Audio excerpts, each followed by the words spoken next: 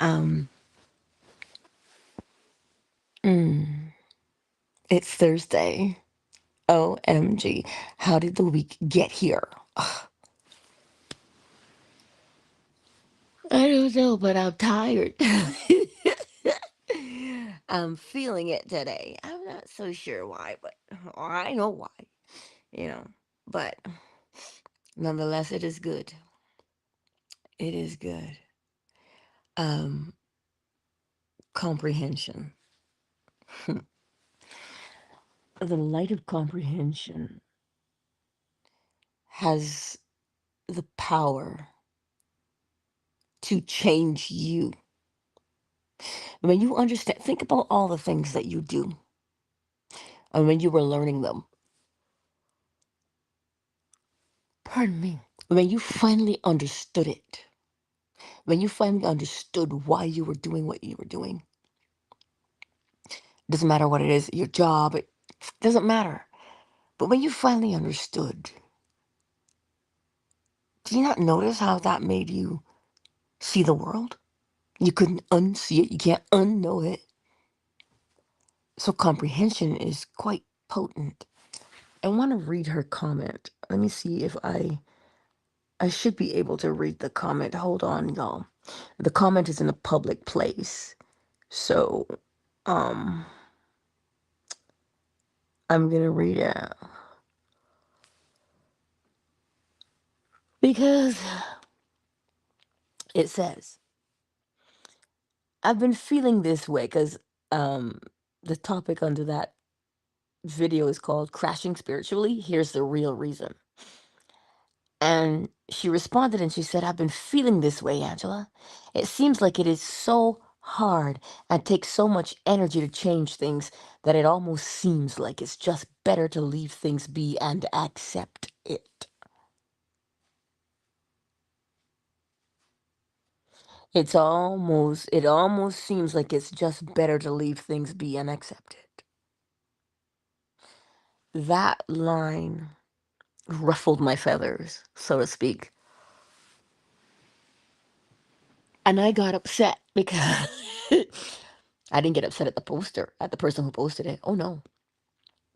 I got upset at the statement, which is which implied that one should stay within their problem.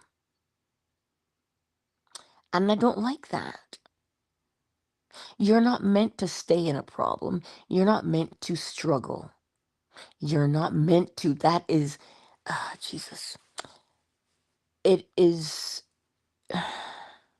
nothing is contrary to law because everything follows law. What it is a lack of comprehension.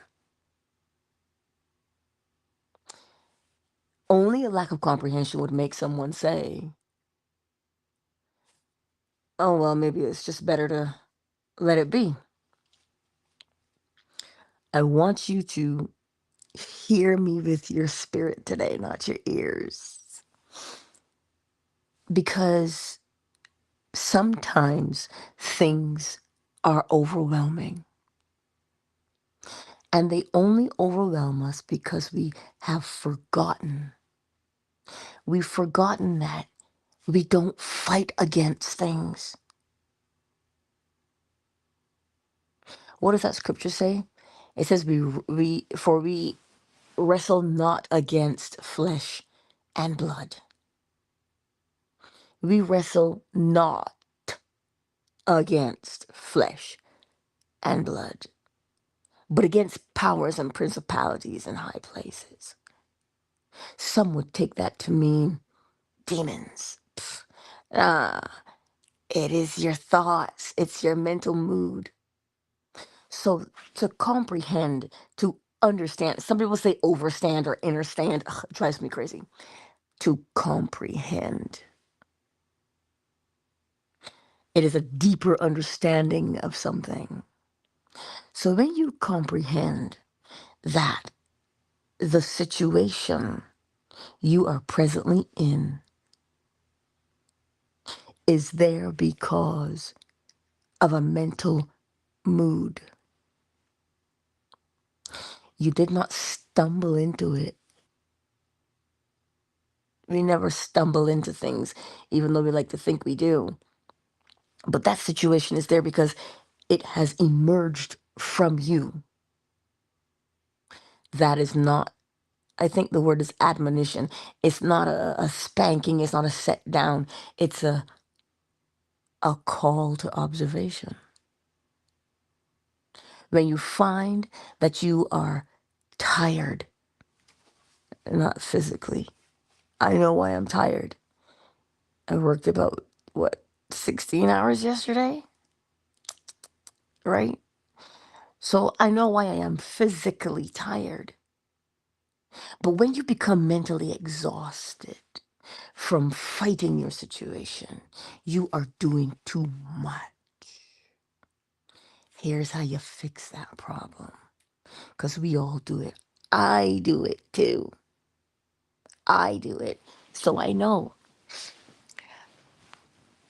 To fix that mental exhaustion, look at what's happening. You must comprehend what's happening.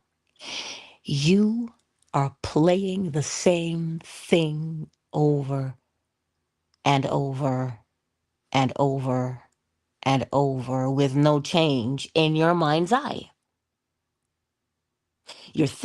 You're only thinking about it. You're ruminating. You're like, here's the word, brooding. If you brood on nothing, you get nothing. For instance, if that chicken is sitting on nothing, but she's broody, no egg is going to hatch. So you have to have something productive in your thoughts, which would mean it cannot be, how am I going to get out of this? Why is nothing changing? Oh my God, I've been trying for months. You see that? That is the fastest way to suck your energy out of yourself. It is not productive. It leads nowhere. You are always meant towards satisfaction. That is always the outcome. You poop in the potty and the bowels are empty. First thing you say is, ah. You pee in the potty, your bladder is empty. Ah. You eat your favorite food. You sip your favorite drink. You have a big release. Ah. Everything is meant towards satisfaction. But if your thoughts are, I can't do this, nothing is changing. If that is your thought, it cannot bring satisfaction because it is a frustrated thought. So it can only bring more of itself, frustration. So, to fix this problem without using force is to imagine what you would be doing instead. That is the productive thought or mood to have. Look at where it leads you. If you are imagining what you would be doing if you were the man or the woman you wanted to be, if you were no longer stuck in your present situation, what would you be doing? You would not be complaining. You would not be agitated or frustrated. What would you be? You would have a sense of relief. So, what would you be doing that would foster relief? That is where you put your thoughts. That is where you put your mood. Now, remember, when you change your mood, you cannot sustain a mood indefinitely because holding a mood indefinitely would stop it. Nothing stands still. It must always move. So we're going to move from mood to mood to mood to mood. But the way to fix that alleged problem is actually not a problem. It flows beautifully. Because you can't sustain a mood indefinitely, it doesn't mean you have a fault. It means you don't understand or comprehend that if you develop the habit of going to that mood over and over again, you will always go there more often, more frequently than you go to the other mood, which is, I can't. You see, the only thing you're doing right now is forming the habit of going to the mood of, I can't. This is too hard. I just can't. You're forcing out. We can't force. You're pushing against something that pushes back because it wants to do what it wants to do because you're telling it to do that. You're telling it to go here all the time. You're telling it to go towards, I cannot do this. This is too hard. I'm frustrated. I can't get out of this situation. You are telling yourself to go there all the time because you can't sustain it. But you're telling yourself to go there all the time, which makes it seem like you're always in it.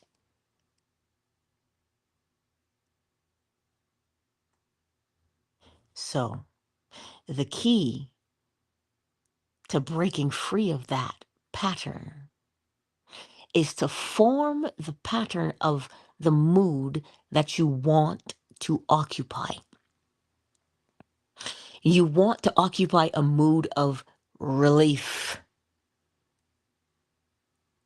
So, if I tell you to be relieved, you're going to have to think of something that makes you feel relief. You just do naturally because that's what we do. If I tell you systemic racism, well, automatically that's going to piss you off.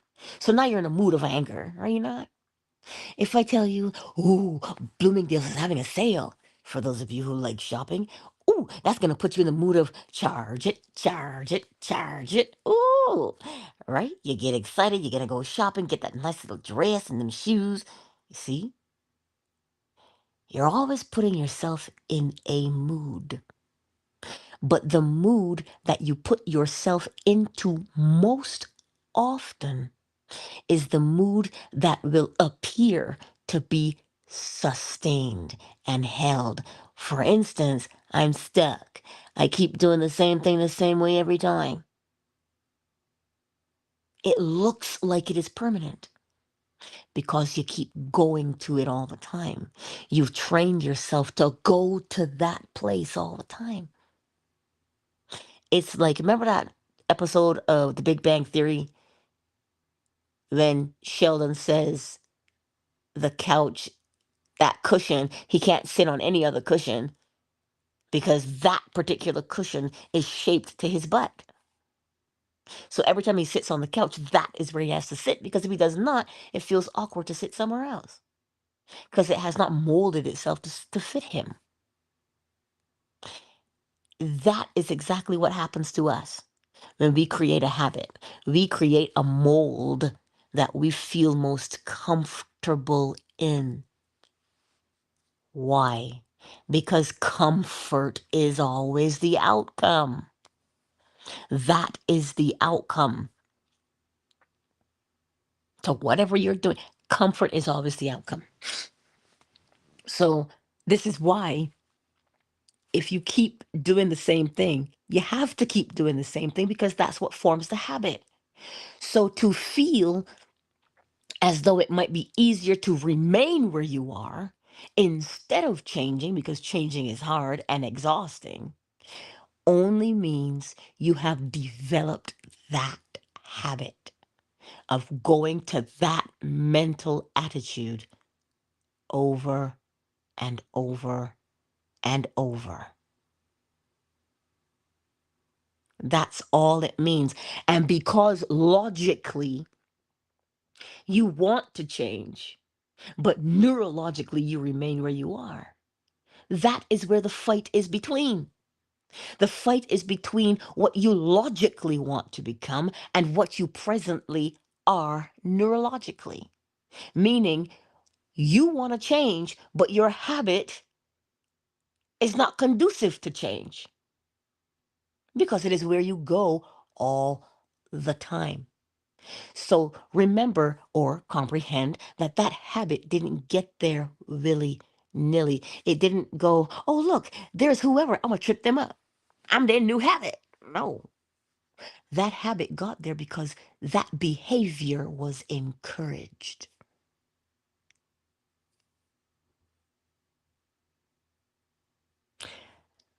The behavior was encouraged. How was it encouraged?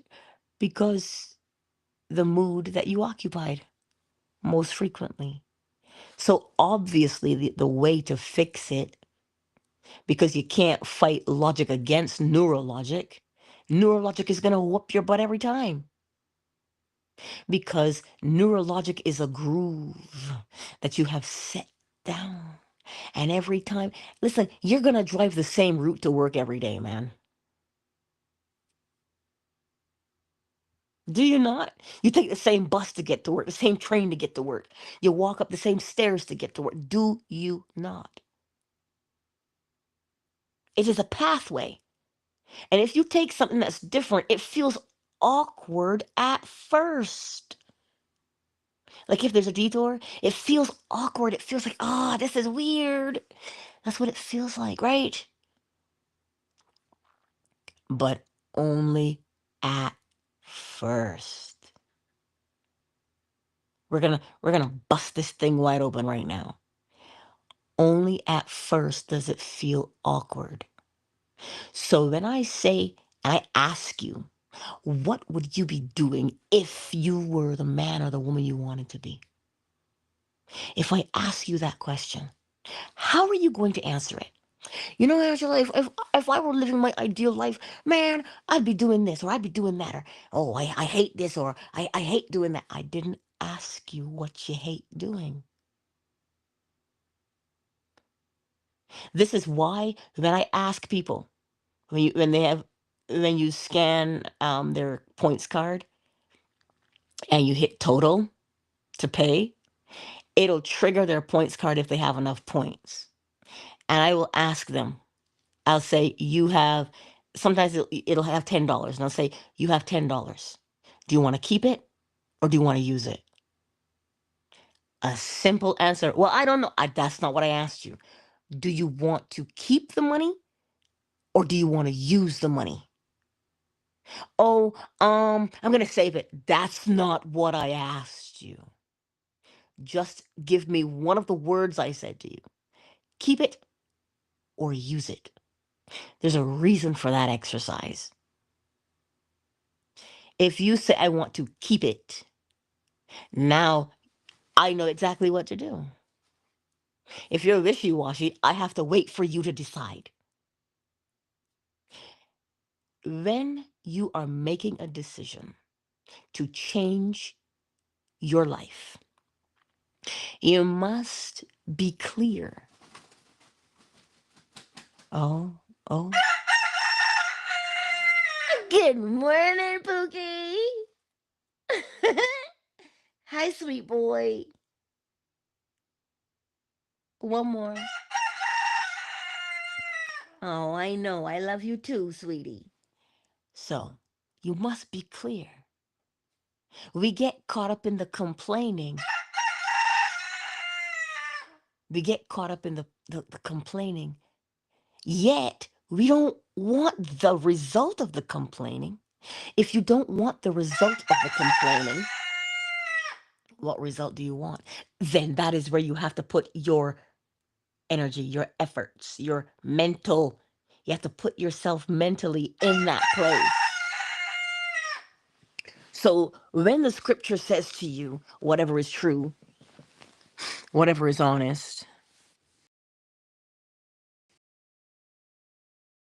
is important. When it says that to you, it's being very specific. It's asking you to hone in on the direction you want to go in. You and I already know that change can be challenging. We know this. Because it is what we do is familiar to ourselves. What we do is familiar, right? And if you don't do what's familiar, you kind of feel funny. So that's why change. What do you must define? What do you want to become? You must define that. You already know what you presently are neurologically, because complaining. You already know what you are neurologically, and you don't like it. So if you already neurologically, meaning all the time, that is your neurology. It is your mental pathway, and you know it, and you don't like it. So on a different path, you must start walking that path. I've given you this example before. We've all seen a field that has a footpath through it. Why is that footpath there?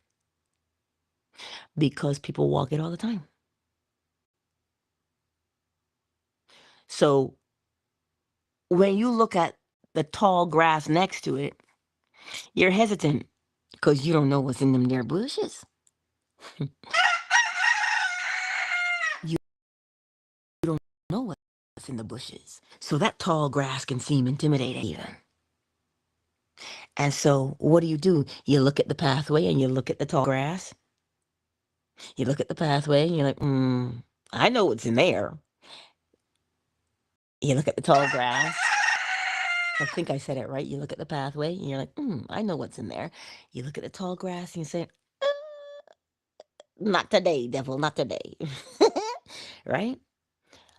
But if you are bold and comprehend that you must walk in that tall grass over and over and over and over again so that it forms a new pathway, well then, you know the inevitability of going down the same place all the time. You're going to form a pathway. So then your thinking, your mood, you have to go back to the new mood every time.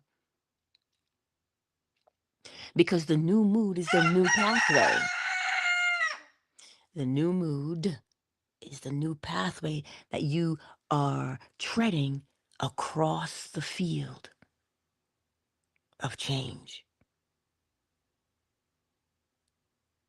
Let me know if this makes sense. If it makes sense, hey, Miss McLean, and you're available, you can drop a thumbs up in the chat or something if it makes sense. Let me know if it makes sense. All right, all right. If it doesn't make sense, drop the question in the chat. Or if you're on fan base and you're on the stage already, ask the question. If it doesn't make sense, ask, and I will elaborate again. Because this is what frustrates us. This is why people feel like giving up. Nobody feels like giving up because they are hopeless. They just feel like giving up because the pathway is so familiar. And because we don't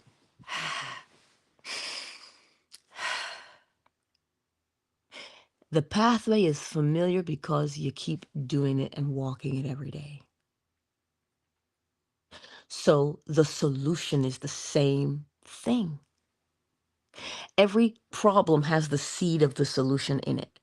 If the problem is I keep going down the same path every time, then the solution is let me choose a new path and go down that every time. You see how quote unquote simple that is? You see how simple it sounds? But do you know why we stumble? Because we don't see change right away. It takes time for a new mental pathway to form. That is all that you are doing. Somebody asked me, have you been in this industry long? Insurance. I said, no.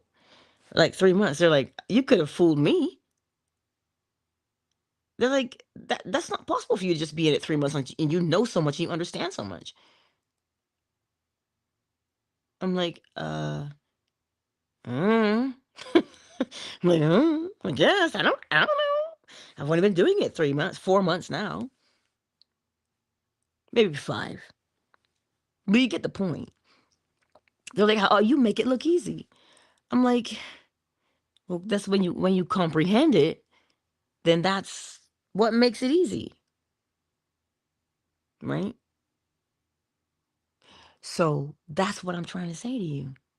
This was new for me at the beginning, but it took me this 5 months to streamline myself, to set down a pathway to do that job. When I went into it, I felt like a fish out of water, except for answering the phones. Oh, I knew how to do that. Oh, I knew how to do that. No problem. What I didn't know is how to answer their questions. Only to come to find out I'm not supposed to know how to answer their questions. I'm supposed to say, please refer to your adjuster for any questions. That's how I'm supposed to respond to that situation. My nature, as my boss discovers, he goes, you are such a helper. That's what he said to me. He goes, you just love to help. He's like, this situation does not require help, though. So I'm having to learn, because my nature, the pathway I've set down, is to always assist. Man, when you have people crying on the phone because they've lost everything, that's where I shine. To console. He goes, you're so good at making people feel better. He says, I like that. Keep that up. Right? Because I know how to do that. That's my neurological pathway. I've trained in that. I've practiced it over and over. But what I did not practice, because I didn't know, was the actual nuance and things of the insurance industry. I didn't know. So I had to learn something new so that in these 5 months I could do it. But we want to change in the flash of a pan, twinkling of an eye. There are some who can do that. There are some who can do that, and they do not do it with willpower. That's what I keep telling you. It is not by might, it is not by power, but it is by spirit. Might and power denote force and effort. Spirit means ease. So what does that actually mean? It means you get into your mind's eye and you define. You say to yourself, wait, what would I be doing if? And you begin to play out the scenario in your mind.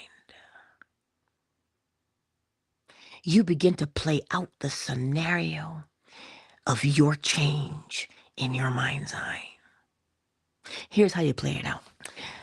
If my channel were really big, and comment, tell me how much they changed their lives, whew.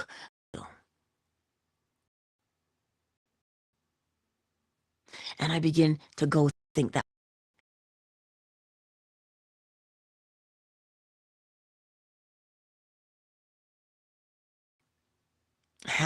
my internet's funny today. 30 people have changed in their lives. What?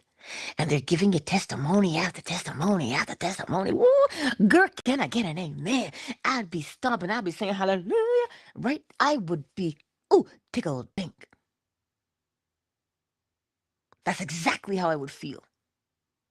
To know that people are applying the principles and changing their lives, and they will never go back.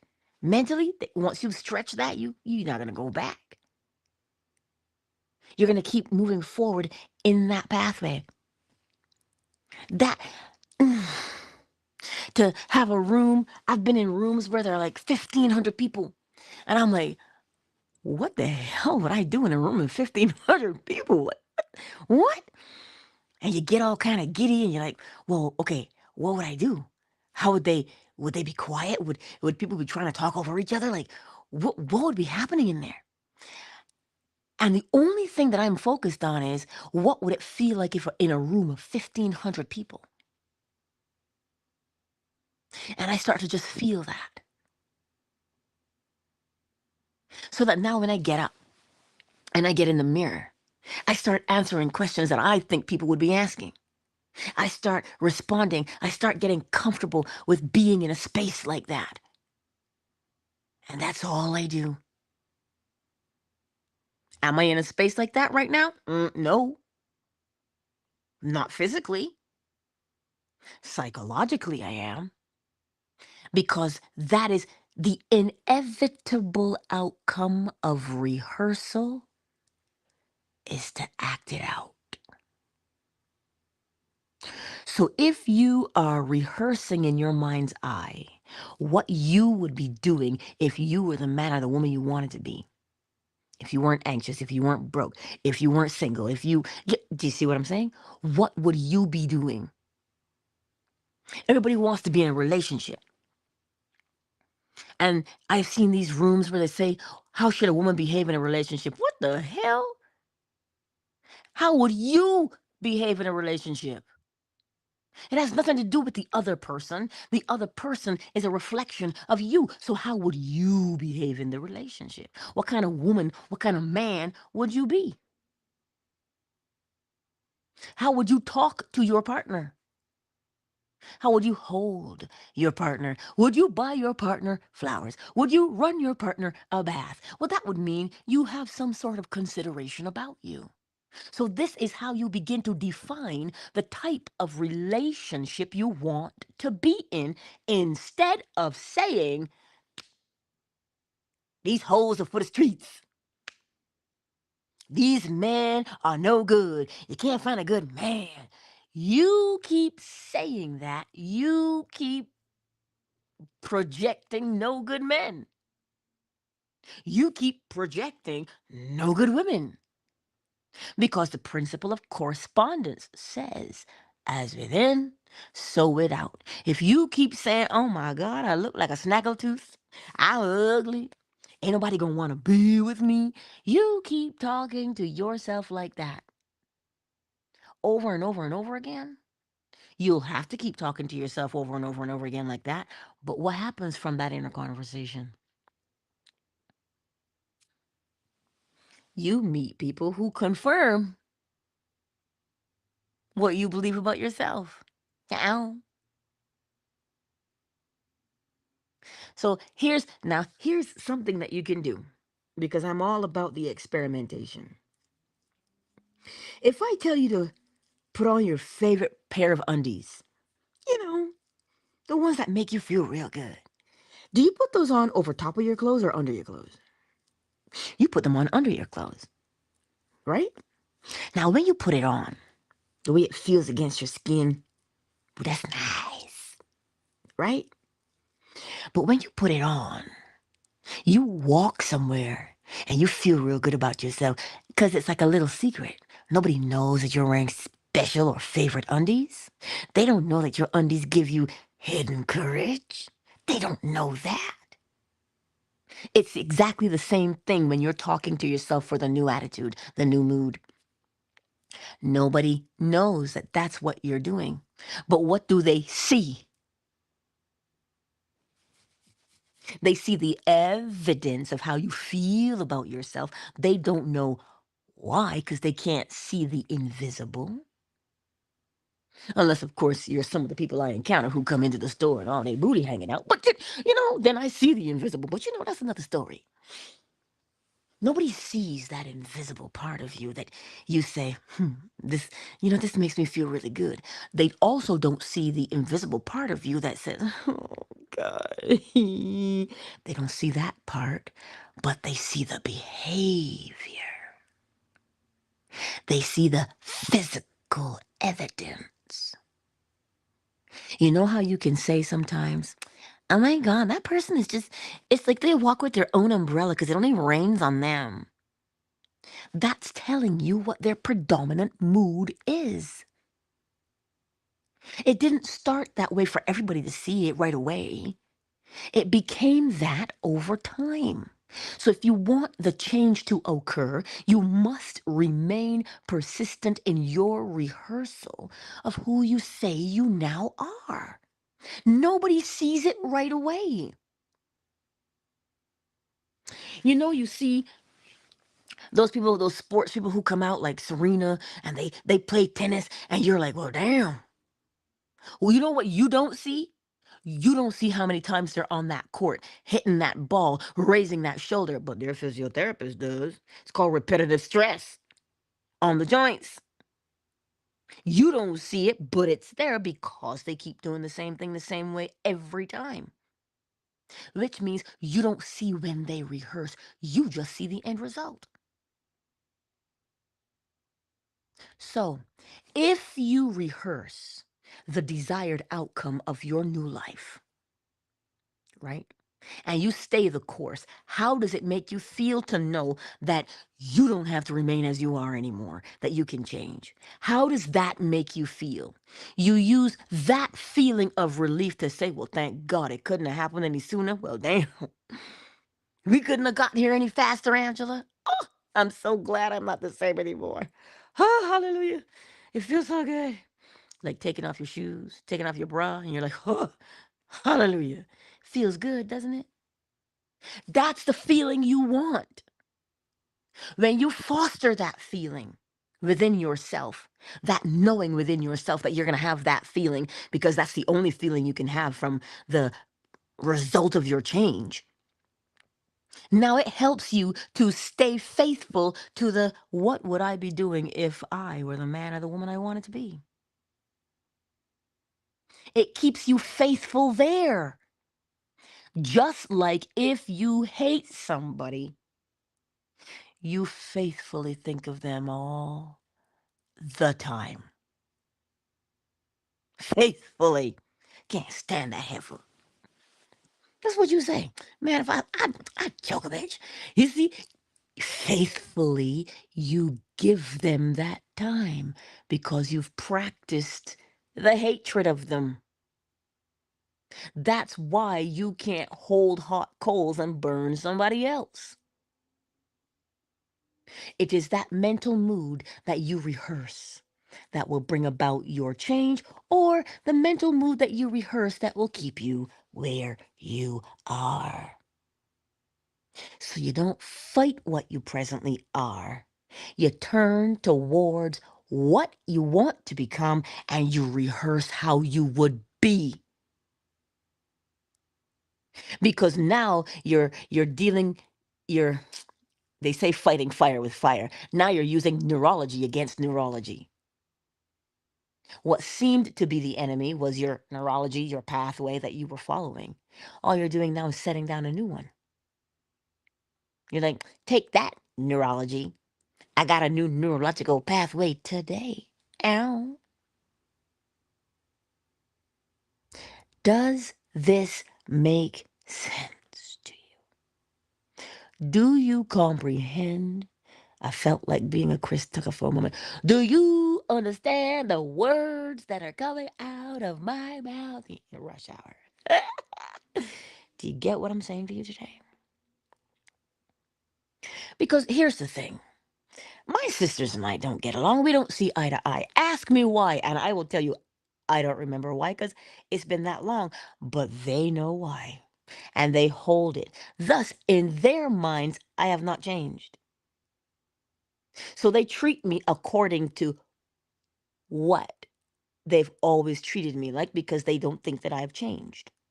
And that is what people do with us sometimes. They treat us the way we used to be. You can't fault them for that. You can't get mad at them for that. You got to have some grace. You know why? Because they're just following a neurological pathway. If you let it get to you, why you gotta treat me like that? I'm not the same way anymore.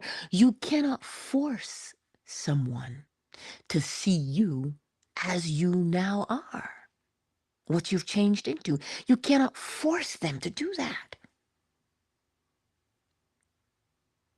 Because now, logically, you're going to be fighting against their neurological pathway. And that's going to be one hell of a fight. We would want to call it stubborn. Nah, the pathway's set down. It's the only thing you can do. So you cannot allow the opinions of others and how they feel about you to dictate how you will be. You must comprehend that they are only doing what they are doing because that is their neurological pathway. It is not you. You're busy changing your life. That is where you must keep your focus. And you keep your focus there because of the inevitable outcome, the successful change.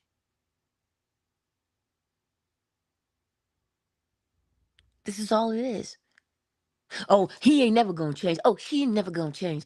Ooh, do not hold people in your mind in such a fashion because it only reflects upon you.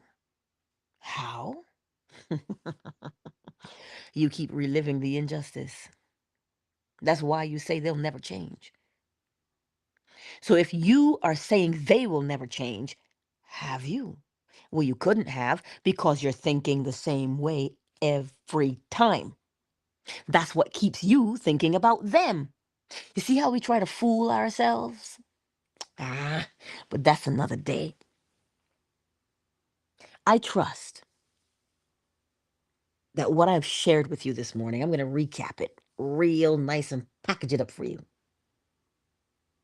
The reason why you are mentally exhausted from quote unquote trying to change your life is because logically you want to change, but neurologically you have not. Neurologically, you are repeating the same pattern, principle of rhythm, right? A pattern. You're doing the same thing the same way every time, aka habit. So, the way to get logic and neurologic to be companions, because they are, don't get it twisted. You're always in alignment. You can't not be because that would be contrary to law. So, to get your logic and your neurologic to line up, begin to see neurologically, meaning in your imagination. What would I be doing if I were the man or the woman I wanted to be? Get there neurologically and begin to rehearse it. Because why? We know the inevitable outcome of rehearsal. Nobody rehearses with just for shits and giggles. We rehearse with the knowledge that we get to act it out. That is why you rehearse. No other reason. So when you rehearse, which is to experience in imagination what you would be doing in reality if you were the man or the woman you wanted to be, you are mentally rehearsing. You are mentally doing what you would be doing and speaking how you would be speaking, feeling how you would be speaking. You would be doing those things. You do them in your mind's eye. Because in your mind's eye, you are literally like the pathway on the field. The pathway on a field, the one that is most trod down is the one that's most walked upon, is it not? But if you have to go through the tall grass, you're going to need some time to keep walking through that tall grass day after day after day after day to get a new track to form. That is what you're doing with your new neurological self. You're forming a new pathway so that you will take it. Now, you don't get rid of the old because you can't. That's where Alzheimer's will come in and say, "Oh, let me help you with that." No, thanks, I'll pass. Keep the pathway, okay? Trust me, keep the pathway. So the reason why we say that, it doesn't go away. You just make the other one stronger. But here's something. I mentioned it earlier. When you take a particular pathway to work every day, even if you're not going to work, you're going to catch yourself taking that pathway like, oh, snap. I'm not going to work. I'm going somewhere else. I snap. And you have to redirect yourself. You're just following the pathway you've always followed. So practice, because logically you know what you want to become. Then neurologically begin to show it to yourself. And that way they are both in alignment. And you just have to remain faithful to who you say you have now become. In other words, keep wearing that secret thing that only you know about because it makes you act a certain way. This is why people use talismans, you know? It's not that the thing has any power. The thing doesn't have power. But it is what you determined it to represent that gives it the power. So if you put on a little bracelet and you say, every time I wear this bracelet, I am confident. I walk into any room and I am just, bam, I'm just, yeah, I'm the bomb, baby. Every time I wear that bracelet.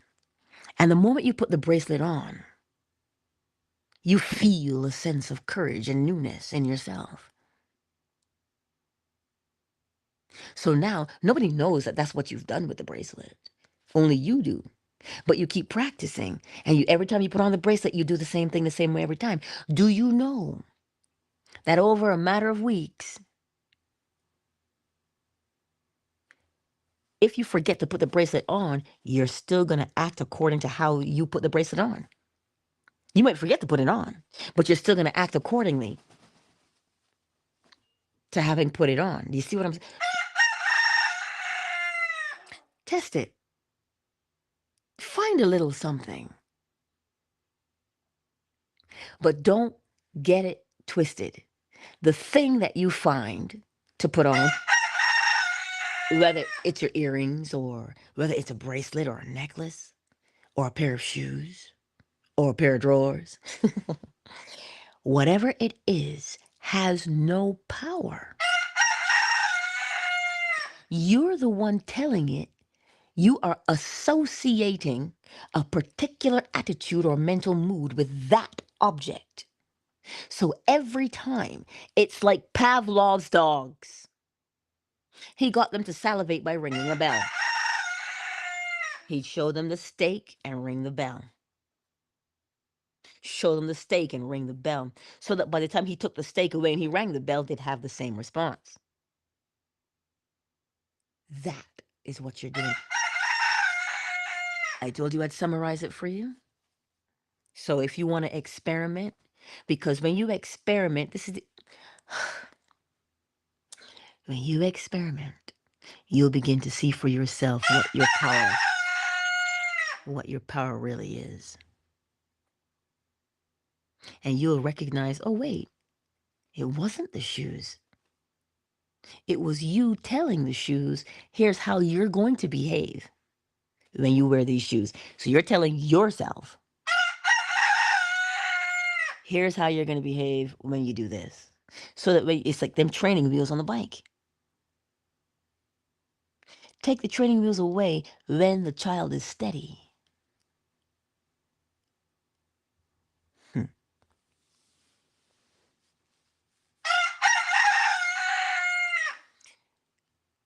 Please tell me that that makes sense for you today and that you will apply it.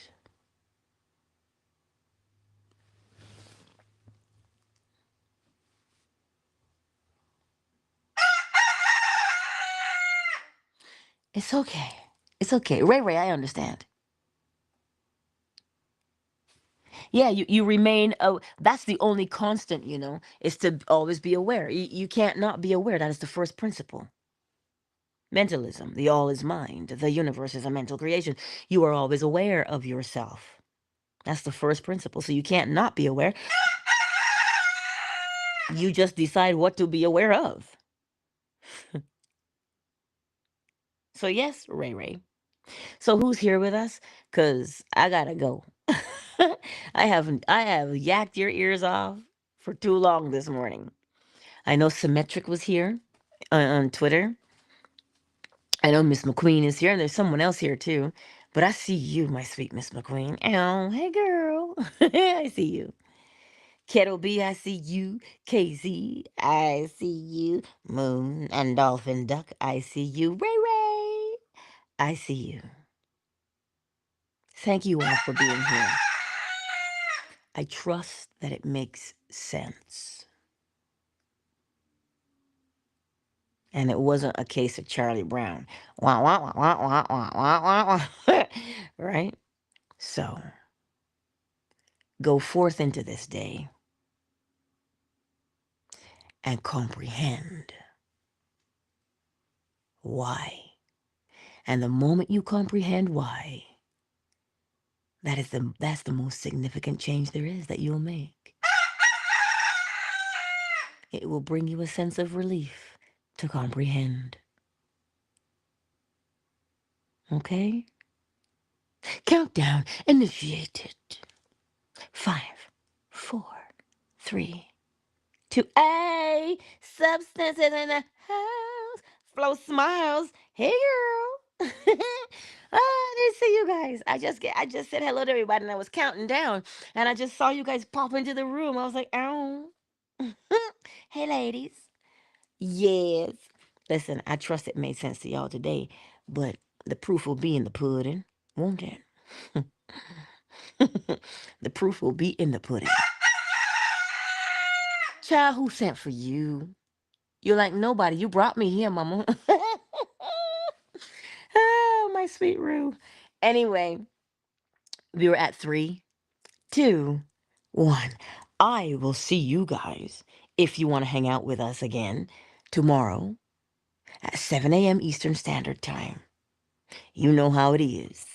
You know how it is. We're going to be here. And if you have a question from today's subject, because you have a specific situation that you think you need to tell me about, you don't ever need to tell me your business. I just have one question. What do you want to become? That's the question I want to know. So you don't have to tell me your business. Oh my God, I'm so. No, no, it's not that I don't care. It's just that just stirs up the water and makes it all muddy. I just need to know what you want to become. That's the question that should occupy your mind because now the answer will lead you where it should. And you don't have to fight it, do you? You're just led. Oh, indeed. Anyhow, my beautiful friends, I gotta go feed these chickens and clean up after the chickens and get my shower and get up and out the door and get to work, work, work, work, work, work, right? Ah, yes, little bit, I hear you. Yes, substance. Yes. You begin to experience in imagination what you would be doing if you were the person you wanted to be. Why? Because of the inevitable outcome of rehearsal.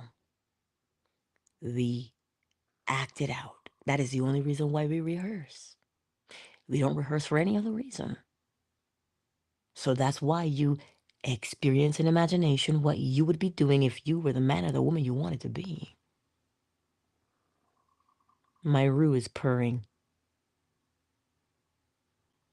He's calling to Lady from the other room. She gonna come out here in a minute. Her and that little chicklet. Oh yes. Biscuit is doing great. And I still think Biscuit is a girl.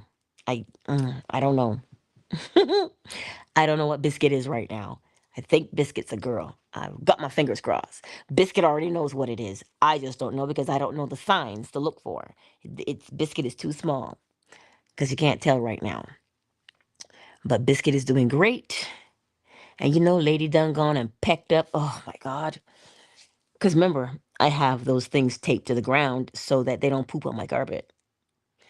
My girl has pecked 2 holes out. I said, girl, if I catch you, I'ma peck you. And she always gives me that look she gives me. She tilts her head and she goes, who, me? I don't know what you're talking about. I'm never mischievous. That's the look she gives me. I tell you, she knows exactly what she's doing, this little lady. But that's why she's loved by me so much, because she's so cute. Anywho, you didn't come here to talk about my chickens, but my chickens brighten up my day. What they do. I still can't catch her though. She will come if I shake that can. Oh, she comes running. But she won't let me catch her because she doesn't like to be held. But that's okay. I do have those rare moments where I catch her and I'm like, gotcha now. I say, gotcha, bitch. Anyway, listen, I love you guys. I do, okay? I do. I do. So I'll see you in the morning. Yes, I'll see you on the morrow, my beautiful friends. Let me close Twitter. Twitter is closed.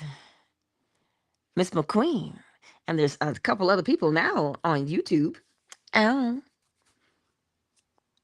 Listen, YouTube and Facebook. I love you. I'll see you. Oh, K-Frame. K-Frame, I didn't even see you.